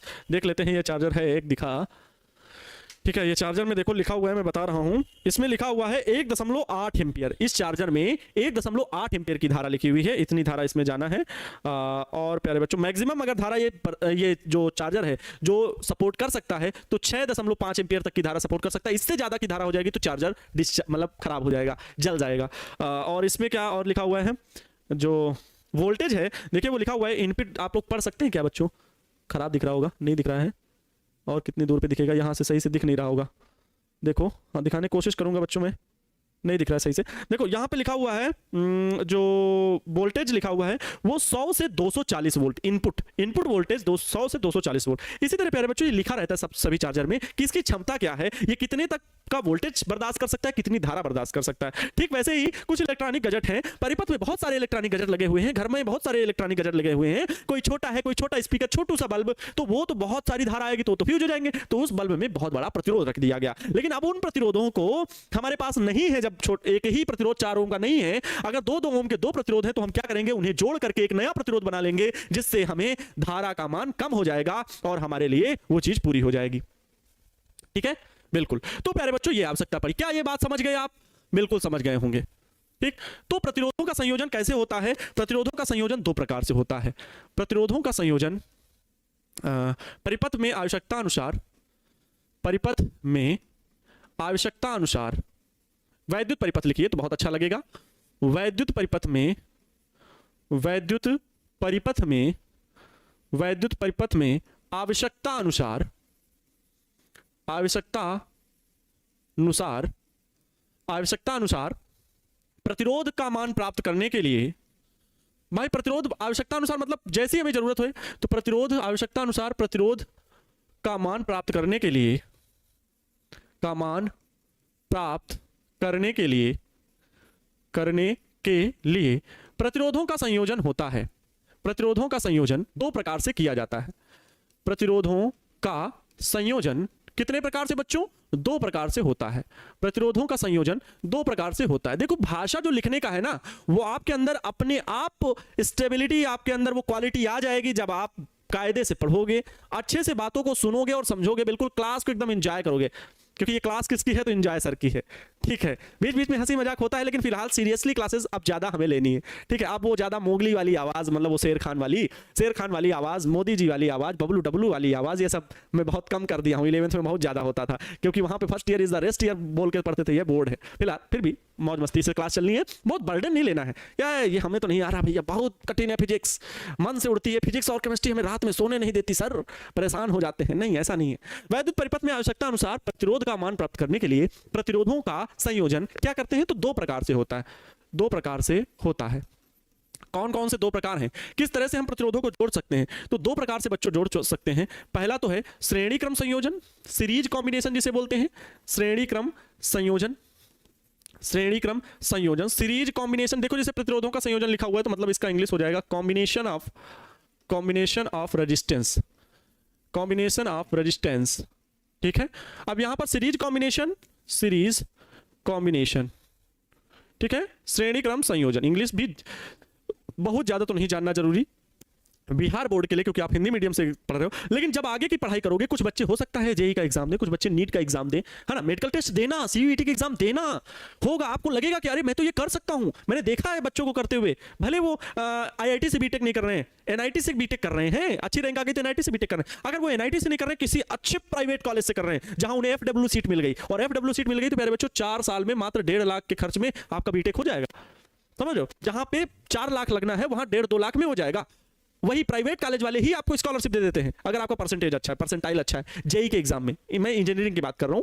तो इसी तरह मेडिकल भी है, मेडिकल में भी अगर आपसे नीट नहीं क्लियर हुआ तो बीएससी नर्सिंग का तो एंट्रेंस एग्जाम टेस्ट हो गया, क्वालिफाई हो गया, तो ये होता है प्यारे बच्चों, ये चीजें हमेशा याद रखें। श्रेणी क्रम संयोजन दूसरा, इसलिए हम लोग इंग्लिश में थोड़ा वर्ड जरूर बोल सकते हैं, बाकी कोई दिक्कत नहीं है, आप जब वहां पढ़ोगे ना तो वो इंग्लिश में समझने लगोगे। मैं भी बीएससी इंग्लिश टू इंग्लिश होती थी, एमएससी इंग्लिश टू इंग्लिश है, लेकिन बीएससी में दिक्कत हुई, जब बीएससी करने लगा तो फिर कोई दिक्कत नहीं हुई, 2-3 महीने बाद इंग्लिश में ही सारी चीजें पढ़नी थी, लिखनी थी और समझनी थी, अपने आप हो जाता है। और फिर जब एमएससी करनी तो एमएससी फिर तो 3 साल आदत पड़ गई थी, तो एमएससी फिर इंग्लिश मीडियम से, उससे कोई दिक्कत नहीं। श्रेणी क्रम संयोजन, अभी आपको डर लगता है, अभी डर की कोई जरूरत नहीं। श्रेणी क्रम संयोजन, समांतर क्रम संयोजन, समांतर क्रम संयोजन, समांतर क्रम संयोजन क्या होता है प्यारे बच्चों? पैरेलल कॉम्बिनेशन होता है, पैरेलल कॉम्बिनेशन होता है। अरे सर ये होता कैसे है, उतनी देर से आप बताए जा रहे हैं, हमें ये तो बताइए सर होता कैसे है। श्रेणी क्रम संयोजन या समांतर क्रम संयोजन कैसे होता है, कैसे प्रतिरोधों को जोड़ें, कैसे कम या ज्यादा, मान लो बहुत बड़े बड़े प्रतिरोध हैं लेकिन हमें कम मान का प्रतिरोध चाहिए, हमें वैद्युत परिपथ में कम मान का प्रतिरोध चाहिए लेकिन अवेलेबल बड़े बड़े वालों वाला, तो हम उन्हें कैसे जोड़ें, ये तरीका हमें सिखाइए। तो आज आपको हम तरीका वो सिखा दे रहे हैं, ठीक है। वागीशा कुमारी सर मेरे यहाँ प्रवचन हो रहा है, साउंड कम आ रहा है आपका, तो आपके यहाँ प्रॉब्लम होगी, थोड़ा ईयरफोन लगा लीजिएगा। सर न्यूमेरिकल लगाते हैं, अब आपसे जो न्यूमेरिकल लगाते हैं अब मुझसे बन जाता है, बहुत अच्छा है, बहुत बड़ी बात है भाई। सर एनडीए के बारे में जानकारी दे दीजिए, दे देंगे। NDA national defence academy test होता है, इंटर में ही दे सकते हैं, 11th में भी दे सकते हैं, कोई दिक्कत नहीं है। ओके चलो प्यारे बच्चों, तो बात करते हैं हम लोग पहले किसकी? श्रेणी क्रम संयोजन की। पहले हम लोग बात करते हैं श्रेणी क्रम संयोजन के सीरीज कॉम्बिनेशन की। देखो समय भी हो रहा है, इस बात को याद रखना और जल्दी से पढ़ लेना है इन दोनों संयोजनों को। श्रेणी क्रम संयोजन क्या होता है? इसमें हम इस प्रकार से जोड़ते हैं बच्चों, मान लीजिए हम 3 प्रतिरोध को जोड़ ले रहे हैं, ठीक है। श्रेणी क्रम संयोजन में क्या होता है, मैं ज्यादा नहीं लिखूंगा लैंग्वेज, आपके पास नोट्स भी पहुंच जाएगा, तो नोट्स में भी कुछ चीजें पढ़ लेना, बाकी जितना जरूरी है मैं वो लिखूंगा और समझाऊंगा। मान लेते हैं हमारे पास 3 प्रतिरोध है बच्चों, ठीक है। हमारे पास कितने प्रतिरोध हैं? 3 प्रतिरोध हैं। तो एक प्रतिरोध ये रहा, 3 प्रतिरोध कुछ इस प्रकार से, एक प्रतिरोध ये, दूसरा प्रतिरोध ये, और प्यारे बच्चों तीसरा प्रतिरोध ये, तीसरा प्रतिरोध ये है, ठीक है। ये 3 प्रतिरोध प्यारे बच्चों क्या है? एक बैटरी से मैंने जोड़ दिए, एक सेल से मैंने जोड़ दिए हैं, ठीक है। ये क्या है प्यारे बच्चों? बैटरी है। ये कौन सी बैटरी है? तो V वोल्ट की बैटरी है। ये प्रतिरोध का मान क्या है? तो R1 है। ये प्रतिरोध कौन सा है? R2 है। ये प्रतिरोध कौन सा है? R3 है। ये तीनों प्रतिरोध प्यारे बच्चों, इनके सिरे, एक सिरा ये था इसका तो यहाँ पर है, दोनों जोड़े गए और इन दोनों प्रतिरोधों को यहाँ पर ऐसे जोड़ दिया गया, ठीक है। ये इनके सिरे हैं ऐसे, है ना, ठीक है। इस प्रकार से हुआ क्या, तो ये जो विभवांतर था, जो ये टोटल बैटरी का वोल्टेज था, मान लो 20 वोल्ट, 50 वोल्ट, 100 वोल्ट, 200 वोल्ट, जैसी भी बैटरी लगाई गई तो इसका जो वोल्टेज हुआ प्यारे बच्चों, वो इन तीनों प्रतिरोधों में अलग अलग बट गया, अलग अलग, जो जितना रेजिस्टेंस है वो उतना खाएगा, है ना। अब किसी जैसे आप धक्का दे रहे हो, कहीं पर ज्यादा दूरी, किसी बॉक्स को ज्यादा दूरी धक्का देना है, बॉक्स का वजन जो है, अलग अलग बॉक्स है, अलग अलग बॉक्स हैं, ठीक है, अलग अलग वेट के बॉक्स हैं, ये 2 kg का है, ये 5 kg का है, ठीक है, ये 6 kg का बॉक्स है। अब इसको गोलुआ धक्का दे रहा है, ठीक है, ये गोलुआ क्या है, इसको धक्का दे रहा है, तो इसको 3 किलोमीटर चलाना है, इसको 1 किलोमीटर चलाना है, इसको 6 किलोमीटर चलाना है। तो बच्चों क्या होगा, इसको कहां ताकत ज्यादा लगानी पड़ेगी, कहां पोटेंशियल ज्यादा लगाना पड़ेगा, कहां विभव ज्यादा लगाना पड़ेगा, अलग अलग जगह पे अलग अलग मान होगा कि नहीं होगा। वैसे ही इस प्रतिरोध की वैल्यू अलग, मतलब इसका भार अलग, जैसे यहां भार अलग अलग भार की वस्तुएं हैं, अलग अलग प्रतिरोध की वस्तुएं हैं, ठीक है। अलग अलग दूरी चलाना है, इसीलिए तो धारा जो प्रवाहित होगी तो अलग अलग मान सब में रहेगा। धारा का मान तो सब में एक ही रहेगा क्योंकि व्यक्ति यहां पर एक है, जैसे वैसे ही धारा का मान एक, लेकिन पोटेंशियल अलग अलग। पोटेंशियल का मतलब ताकत अलग अलग लगानी है, क्योंकि दूरी कहीं ज्यादा कहीं कम, तो कहीं जब ज्यादा दूरी चलेगा, गोलुआ धक्का देगा तो ताकत ज्यादा लगानी पड़ेगी, जब ज्यादा दूरी चलेगा तो ताकत ज्यादा लगानी पड़ेगी। इसलिए इसी प्रकार यहां भी पोटेंशियल अलग अलग, मान लो ये V1 पोटेंशियल, ये V2 पोटेंशियल है, यहाँ का विभव पोटेंशियल का मतलब विभव समझना प्यारे बच्चों, और ये V3 अलग अलग। लेकिन ये जो विभव V था, यही इन तीनों में अलग अलग बट गया, इनका योग जो होगा V1 + V2 + V3 वो V के बराबर ही होगा। बात समझ गए क्या? ये चीज एग्जाम्पल समझे क्या इस चीज का, है ना, बात समझ गए होंगे। अच्छा, तो मैं यहां पर मान ले रहा हूं प्रतिरोधों का श्रेणी क्रम संयोजन में होता क्या है बच्चों? श्रेणी क्रम संयोजन में सभी प्रतिरोधों के दूसरे सिरों को मान लेते हैं कि माना हमारे पास कितने 3 प्रतिरोध हैं, यहां पर मैं लिख रहा हूं, माना तीन प्रतिरोध कौन कौन से प्यारे बच्चों, R1, R2 तथा R3, तीन प्रतिरोधों को माना तीन प्रतिरोध R1, R2 तथा R3 को श्रेणी क्रम में जोड़ा गया है। श्रेणी क्रम में V वोल्ट है ना, V वोल्ट की बैटरी से जोड़ा गया है। देखो भाषा वैसे ही बनती चली जाएगी, मैं भी जब लिखना शुरू करता हूं तो अपने आप भाषा बनती चली जाती है कि कितने कम शब्दों में मैं पूरी बातों को लिख दूं, इस चित्र की पूरी बातों को लिख दूं, क्योंकि यहां पर मैंने माना तीन प्रतिरोध लगाए हैं, जोड़ दिए, अलग अलग मान के प्रतिरोध है। यहां मैं 2, 4, 6 नहीं ले रहा हूं, यहां पे मैं ऐसे ही बता रहा हूं कि सॉरी, ये R1, R2, R3 की वैल्यू मैं ऐसे आपको बता रहा हूं। R1, R2 कुछ भी हो सकते हैं अलग अलग मान के, लेकिन परिपथ में मुझे आवश्यकता है कम या ज्यादा की, तो मैं जोड़ रहा हूं प्रतिरोधों को। इस प्रकार से जोड़ा जा सकता है, ये एक तरीका है। तो उस तरीके में क्या वैल्यू आती है, क्या टोटल वैल्यू, क्या टोटल प्रतिरोध मिलता है, उसका हमें सूत्र चाहिए, तो वो मैं प्रयास कर रहा हूं। ठीक, तो माना तीन प्रतिरोध R1, R2 तथा R3 को श्रेणी क्रम में V वोल्ट की बैटरी से जोड़ा जाता है। V वोल्ट की बैटरी से जोड़ा जाता है, ठीक है, V वोल्ट की बैटरी से जोड़ा जाता है। माना तीन बैटरी से जोड़ा जाता है, ठीक है, V वोल्ट की बैटरी से जोड़ा जाता है। ओके, प्रतिरोधों के सिरों का विभवांतर प्रतिरोधों या परिपथ में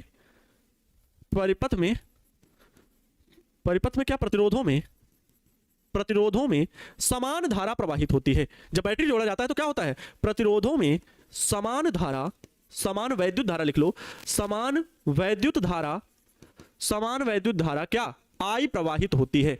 वैद्युत धारा क्या प्रवाहित होती, I, वैद्युत धारा I प्रवाहित होती है। प्रतिरोधों के सिरों का विभवांतर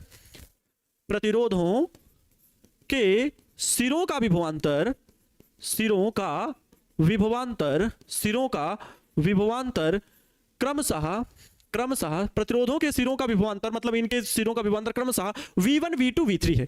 V1, V2 तथा V3 है। अब चित्र से अगर हम देखें बच्चों, चित्र से आप क्या समझेंगे, श्रेणी क्रम में प्रतिरोधों को जोड़ा गया और ये V वोल्ट की जो बैटरी जोड़ी गई या जो सेल जोड़ा गया, इसका टोटल विभव अलग अलग रेजिस्टेंस में अलग अलग बट गया, लेकिन टोटल विभव इनके टोटल योग के बराबर ही है। मतलब कुल परिपथ का जो विभव है बच्चों, परिपथ का कुल विभव जो है वो V इक्वल टू क्या होगा, तो V1 plus V2 plus V3 है।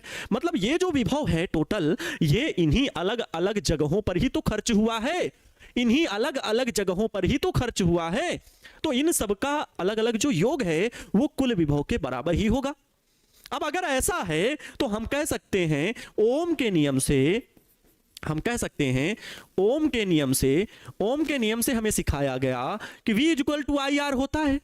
अगर हम V इक्वल टू यहां पर सबका लिए निकालें तो परिपथ में धारा तो सेम प्रवाहित हो रही, कितनी I, परिपथ में तो धारा ये गई घूमते घूमते, यहां भी वही धारा आई और फिर अपने मार्ग में आई धारा सेल में वापस हो गई, क्योंकि ये एक ही परिपथ है, ऐसे ऐसे घूम रही धारा, आई धारा घूम रही है, आई धारा घूम रही, तो आई धारा यहां भी, आई धारा यहां भी, आई धारा यहां भी, मतलब धारा श्रेणी क्रम में क्या है प्यारे बच्चों, समान है, समान वैद्युत धारा प्रवाहित होती है। बात का बहुत बड़ा मतलब है, समान वैद्युत धारा प्रवाहित होती है, ठीक है, समान वैद्युत धारा प्रवाहित होती है, अपने आप में बहुत बड़ा अर्थ है इसी का श्रेणी क्रम में। तो अगर हम यहां पर धारा का मान निकालें, यहां पर अगर हम पहले विभव का मान निकालें V1, तो सोचिए ओम के नियम में क्या होता है, V इक्वल टू IR, ओम का नियम क्या होता है, V इक्वल टू IR होता है, यस और no, V equal to IR होता है, तो V1 इक्वल टू, धारा तो सेम है I और विभव प्रतिरोध क्या है R1, V1 equal to IR1 comma V2 equal to बच्चों क्या होगा, V2 equal to IR2, yes और नो। इसके बाद हम कहें तथा V3 बराबर क्या हो जाएगा, तथा V3 बराबर हो जाएगा बच्चों IR3, क्यों, क्योंकि धारा समान है। अब अगर ये वैल्यू हम इस जगह पे रख दें, तो हमें क्या मिल जाएगा, हमें मिल जाएगा बच्चों V इक्वल टू V1 की जगह IR1, V2 की जगह IR2, V3 की जगह IR3, ये लिखेंगे। अब ये V क्या है, परिपथ का कुल विभव है कि नहीं भैया, है V परिपथ का कुल विभव है, इस पूरे परिपथ का जिसमें हमने प्रतिरोध जोड़ रखे हैं उनका कुल विभव है V। हम मान ले रहे हैं बच्चों कि इन पूरे प्रतिरोधों का जो कुल प्रतिरोध है वो है कैपिटल R। R1 R2 जोड़ने पर जो भी मान प्राप्त होगा, अभी पता नहीं है, लेकिन जो भी मान प्राप्त होगा वो है क्या, कैपिटल R। परिपथ में धारा कितनी I, तो मैं यहां पर ये बात लिख दे रहा हूं, आगे चलता हूं अगली स्लाइड में, मैं यहां पर ये बात लिख दे रहा हूं, माना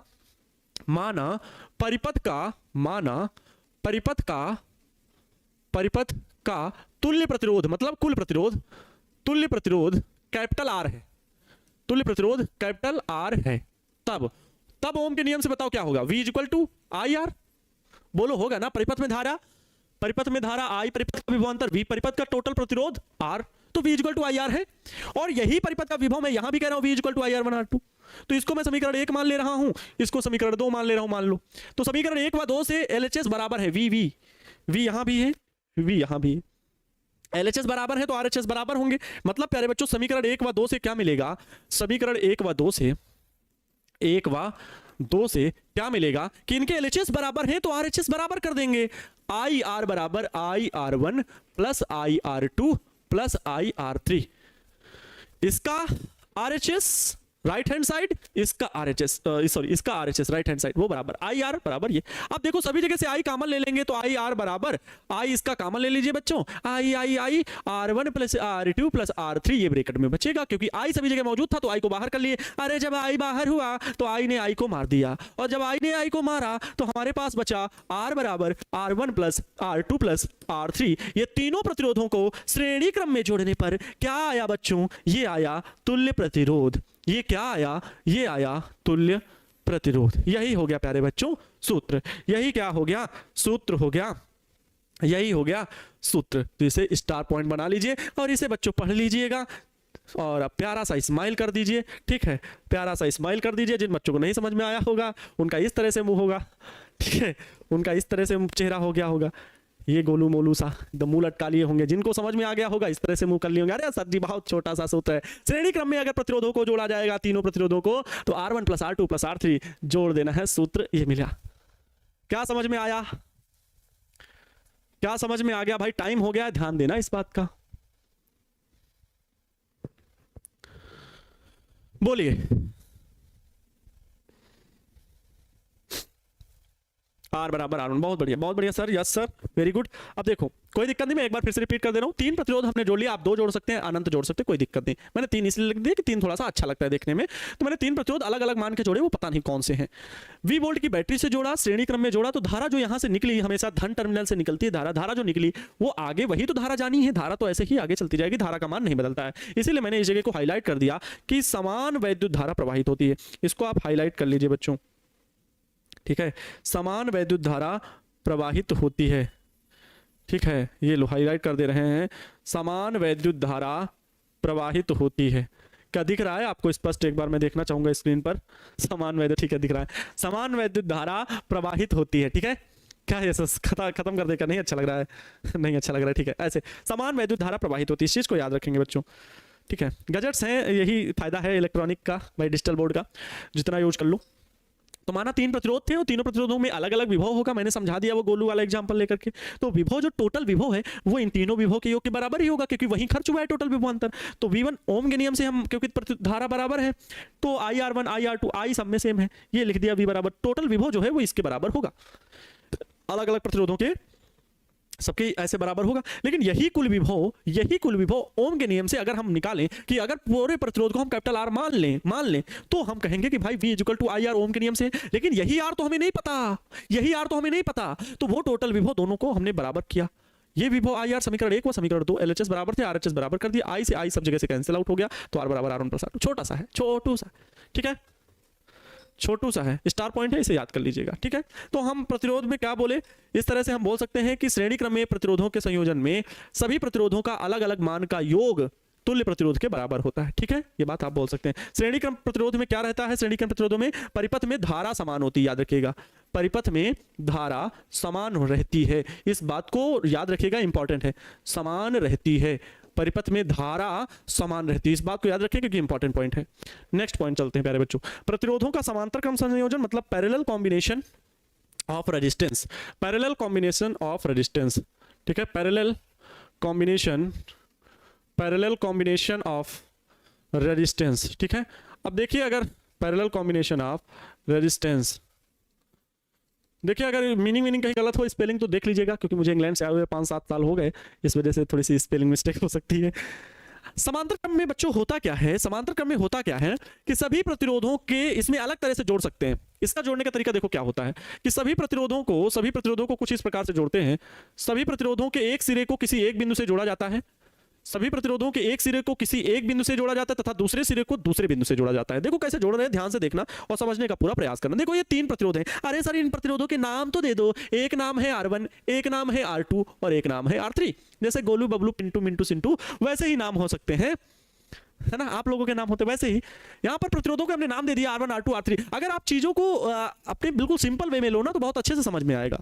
और अगर आप उसको R1 क्या होता है, ऐसे नहीं होता है। प्रतिरोधों के नाम है R1, है ना, बबलू बुलाते हैं बबलू, गोलू इधर आओ मोटकू, वैसे ही इसका नाम है R1 R2 R3। ये 3 प्रतिरोध हैं और इन तीनों प्रतिरोधों को हमने श्रेणी क्रम में जोड़ा। पहले श्रेणी क्रम में जोड़ा था, अब इन तीनों को बुला करके कह रहे हैं समांतर क्रम में अब तुमको जोड़ेंगे। और इनके एक हाथ को एक बिंदु से जोड़ दिया।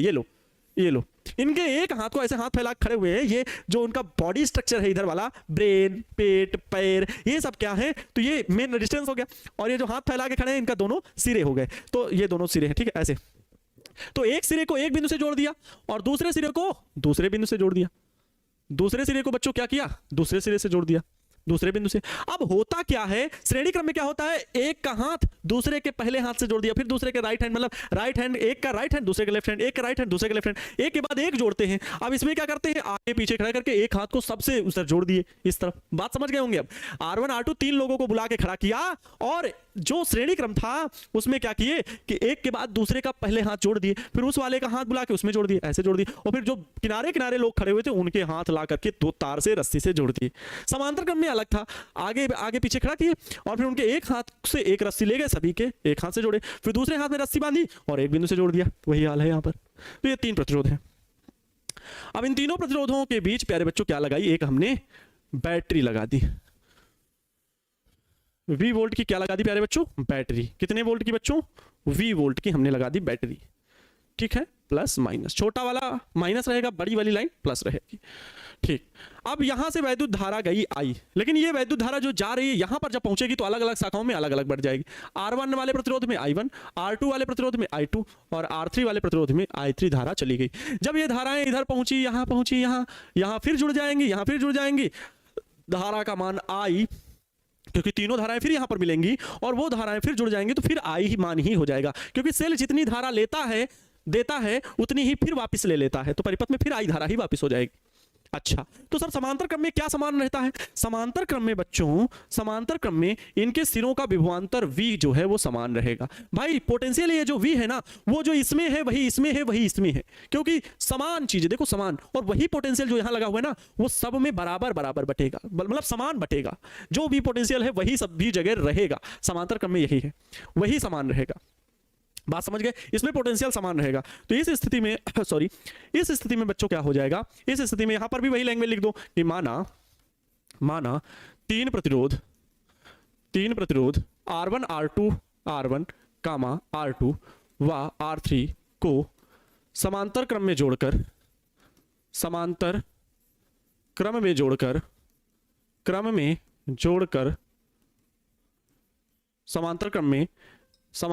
में एक V वोल्ट की बैटरी, ठीक है, एक V वोल्ट की बैटरी से जोड़ देते हैं। देखो भाषा आप बना सकते हो, मैंने जोड़ देते हैं, मैंने पलट के स्लाइड भी नहीं ओपन की, देख सकते हैं शायद कुछ डिफरेंट हो। देखिए यहाँ पर क्या लिखा था, R1 R2 तथा R3 श्रेणी क्रम में V वोल्ट की बैटरी से जोड़ा जाता है। यहाँ पर क्या है, हमने क्या लिखा, यहाँ पर लिखे माना 3 प्रतिरोध R1 R2 R3 को समांतर क्रम में एक V वोल्ट की बैटरी से जोड़ देते हैं। वैसा ही सिंपल सेम ही है, लगभग से जोड़ देते हैं।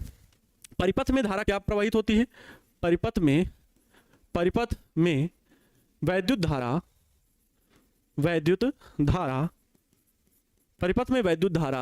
प्रतिरोधों के अनुसार, या परिपथ में वैद्युत धारा प्रतिरोधों में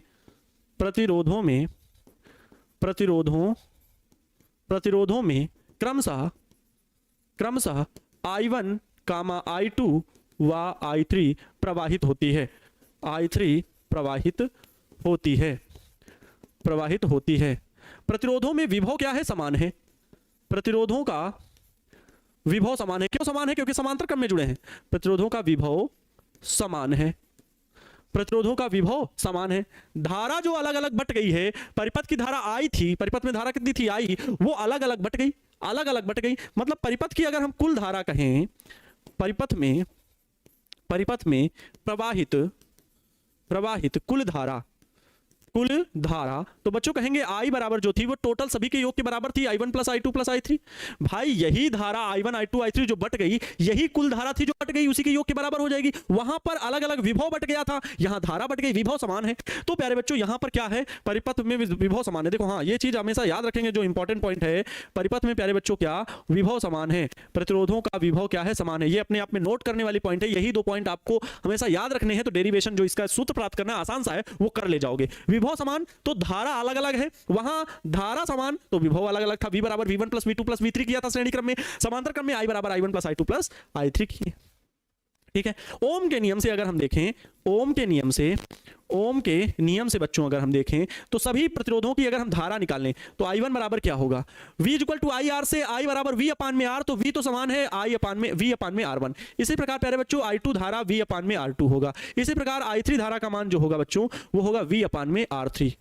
क्या होगा, V अपान में R3, V अपान में R2, V अपान में, यानी I1 I2 I3 के मान ये होंगे। I1 I2 I3 के मान विभव के पदों में ये होंगे। अगर मैं मान लूं परिपथ का जो ये तुल्य प्रतिरोध है, जैसे वहां पे सर्किल करके बताया कि कुल प्रतिरोध का योग मैं मान ले रहा हूं कितना है, कैपिटल R है। आगे लिखता हूं अगली स्लाइड में। माना बहुत आसान है, माना परिपथ का तुल्य प्रतिरोध, क्या तुल्य प्रतिरोध कितना है प्यारे बच्चों, कैपिटल R है। तब ओम के नियम से क्या होगा, I बराबर V अपान में R होगा। जो अभी मैं अलग अलग के लिए V अपान में R1, V अपान में R2, V अपान में R3 लिख रहा हूं, तो वो तो धारा I1 I2 I3 के मान है ना अलग अलग। लेकिन टोटल I की मैं बात करूं तो टोटल विभव और टोटल प्रतिरोध उसके बराबर होगा। तो ये लो I इक्वल टू V अपान में R होगा। लेकिन इसको समीकरण 2 नाम दो, और एक सूत्र मैंने और बनाया कि अगर इनके अलग अलग मानों को प्रतिरोध के पदों में लिखूं तो इस प्रकार I1 प्लस I2 I3 होगा, और ये वैल्यू अलग अलग होंगी तो उनका योग क्या आएगा, I बराबर देखो यहां पर रख दे, I बराबर I1 I2 I3 की जगह रख दूं तो I बराबर V अपान में R1, I1 की जगह पर V अपान में R1, I2 की जगह प्लस V अपान में R2, I3 की जगह प्लस V अपान में R3। इसको मैं समीकरण नंबर 1 मान ले रहा हूं, ये मान, और इधर प्यारे बच्चों समीकरण 2 मान ले रहा हूं। तो समीकरण 1 व 2 से LHS बराबर है, RHS बराबर हो जाएंगे। समीकरण 1 व 2 से क्या मिल जाएगा, जोड़ दीजिए भाई, LHS बराबर है तो V अपान में R बराबर होगा V अपान में R1 प्लस V अपान में R2 प्लस V अपान में R3। देखो ये V अपान में R, ये V अपान में R, RHS, और इधर का RHS ये रहा V अपान में R, ये टोटल, ये I के बराबर ये भी है इधर, और I के बराबर ये भी है, तो ये वाला RHS और वो वाला RHS दोनों बराबर हो जाएंगे। अब देखो सभी जगह V बराबर है। अब बार बार मैं कॉमन लेकर के फालतू का एक पद बढ़ाऊंगा नहीं। अगर इस तरफ से V कॉमन ले लूं तो ये V प्यारे बच्चों कैंसिल आउट हो जाएगा। बचेगा क्या आपके पास, वो बचेगा 1 अपान में R इज इक्वल टू ये 1 अपान में R1 प्लस ये 1 अपान में R2 प्लस ये 1 अपान में R3। प्यारे बच्चों यही हो जाएगा आपका फार्मूला, यही हो जाएगा आपके वैद्युत प्रतिरोध का सूत्र हो जाएगा। यहां पर क्या रहता है, विभव समान रहता है, किसमें, समांतर क्रम में। याद रखिएगा, बहुत इंपॉर्टेंट पॉइंट है, ये ऑब्जेक्टिव भी बनता है। समांतर क्रम में विभव समान रहता है, ये याद रखने योग्य बात है, और इसको याद भी रखना, भूलना नहीं। समांतर क्रम में विभव समान रहता है और इनके व्युत्क्रमों के योग के बराबर होता है। अलग अलग प्रतिरोधों के परिपथ का जो तुल्य प्रतिरोध है समांतर क्रम में, परिपथ का कुल प्रतिरोध कह सकते हो, वो अलग अलग प्रतिरोधों के व्युत्क्रमों के योग के बराबर होता है। व्युत्क्रमों के योग के बराबर होता है। सर विद्युत वाहक बल क्या होता है, ये कौन पूछ रहा है, बागीसा कुमारी जी। विद्युत वाहक बल अभी आगे पढ़ेंगे, ठीक है। वो भी विभव की तरह होता है, विभव वाली परिभाषा से मिलता जुलता, जैसे एक कार्य होता है, ठीक वैसे विद्युत वाहक बल, सेल का विद्युत वाहक बल होता है, मतलब आवेश को ले जाने वाला एक प्रकार का कार्य होता है विद्युत वाहक बल। हम लोग आगे पढ़ेंगे, ठीक है, वो हम लोग आगे पढ़ेंगे। एक वहां पर आंतरिक प्रतिरोध पढ़ना है, सेलों का संयोजन पढ़ना है। क्यों आगे आगे भाग रही हैं, मुझे पता है आपने किताब में पढ़ा होगा विद्युत वाहक बल, तो बिल्कुल आपको अभी आगे पढ़ाया जाएगा। परेशान होने की जरूरत कुछ भी नहीं है, ठीक है, आगे बताया जाएगा। जो चीज इसमें कहीं दिक्कत हो तो बताइएगा, ठीक है। सर इनपुट, भैया इनपुट आउटपुट का मतलब क्या होता है। इनपुट मतलब होता है देना, चार्ज या वैद्युत धारा या वोल्टेज देना। आउटपुट कितना वो देता है, जैसे चार्जर आता है 100 वाट का, ये देखिए, देखो जैसे चार्जर है, ठीक है, तो इसमें इनपुट लिखा है, कहीं इनपुट देखो, इनपुट लिखा है 100 वोल्ट से 240 वोल्ट, मतलब यहाँ पे जब हम इलेक्ट्रिक किसी बोर्ड में इसे लगाएंगे तो ये कितना चार्ज लेगा, ये लेगा 100 से 240 वोल्टेज इसको मिलेगा। और जब 100 से 240 के बीच में इसे वोल्टेज मिलेगा तो इसका आउटपुट जो होगा, जो किसी मोबाइल को ये देगा वोल्टेज, वो देगा कितना, तो ये वोल्टेज देगा 5 वोल्ट। 5 वोल्ट ये देगा, बात समझ गए। 5 वोल्ट इसमें लिखा हुआ है आउटपुट, मतलब उस मोबाइल को चार्ज करने में ये जो वोल्टेज देगा उस मोबाइल को, वो 5 वोल्ट का देगा। तो ये होता है इनपुट और आउटपुट का मतलब, बात समझ गए। इनपुट मतलब लेना, आउटपुट मतलब देना। तो अब इसके अंदर तो वो डिवाइसेस लगी हुई ना, वो वैद्युत वाले अवयव लगे हुए हैं, वो घटक लगे हुए हैं, वो बहुत सारी सामग्रियां इसमें लगी हुई हैं जो 240 वोल्टेज को एक मोबाइल में देने के लिए कितना 5 वोल्ट बना दे रही हैं। बहुत सारा रेजिस्टेंस लगा होगा, बहुत सारा कैपेसिटर लगा होगा, अंदर बहुत सारी बातें होंगी। चलिए प्यारे बच्चों, तो समझ गए होंगे इतनी सारी बात, और आप सभी के प्रेम, स्नेह और विश्वास को बनाए रखने के लिए बहुत बहुत आभार, बहुत बहुत धन्यवाद आप सभी का प्यारे बच्चों। और ऐसे हम लोग निरंतर मेहनत करेंगे, आप सभी के लिए सारा कंटेंट वैसे ही प्रोवाइड कराएंगे जो आप सभी को बताए गए हैं। बस मेहनत करते रहिए। एक बात और है, टॉपर्स वेरिफिकेशन हो चुका है और कल प्यारे बच्चों हो सकता है रिजल्ट आए, 100% आशा तो यही की जा रही है। फिलहाल पता नहीं बिहार बोर्ड के मन में क्या चल रहा हो। अगर कल प्यारे बच्चों रिजल्ट आता है तो हो सकता है, कल संडे भी है, हो सकता है कल की क्लास मिस हो जाए। प्यारे बच्चों परेशान कोई नहीं होगा, कॉलिंग सेंटर में कॉल करके ये नहीं कहना है कि सर ये वो फलाना। हम आप सभी के लिए काम करने के लिए तैयार हैं। वो छोटे भाई बहनों को प्यारे बच्चों ध्यान देना है, उनके मार्गदर्शन देना है कि अब आगे आपको ये करना है, ऐसे करना है, उनसे मिलने जाना है। इतने साल भर उन्होंने मेहनत की है, आप लोगों के साथ भी ऐसा ही होगा। इंटरमीडिएट में जब रिजल्ट आएगा तो प्यारे बच्चों हो सकता है, मैं ऐसी बात नहीं कर रहा हूं कि कल की क्लास हो ही ना पाए, कल तो संडे वैसे, और मंडे को क्या होता है कैसे होता है वो सब आपको बताया जाएगा, है ना। तो हो सकता है घर जाना पड़ जाए या ऑफिस में कोई और काम हो जाए, क्योंकि हो सकता है ऑफिस में और लोग चले जाएं तो फिर जिम्मेदारी हो सकती है कि कुछ देखना सुनना। तो इस वजह से प्यारे बच्चों घबराना नहीं है, क्लास होगी आपकी अब डेली, अब तो कोई दिक्कत भी नहीं है। तो मिलते हैं प्यारे बच्चों नेक्स्ट वीडियो लेक्चर में। खूबसूरत तरीके से और अच्छे से मेहनत करते रहिए। अगर क्लास नहीं हो पाती है तो जिस दिन, तो उस दिन आप क्लास को रिवाइज कर ले, जो पीछे आपका कोर्स छूटा हुआ है, आपका तीसरा चैप्टर पर चल रहा है, उसके न्यूमेरिकल भी सॉल्व कीजिए, आपके जरूर बनेंगे। मिलते हैं प्यारे बच्चों नेक्स्ट वीडियो लेक्चर में। खूब खुश रहे, मस्त रहे और दूसरों को भी खुश रखने का पूरा प्रयास करें। जय हिंद, वंदे मातरम।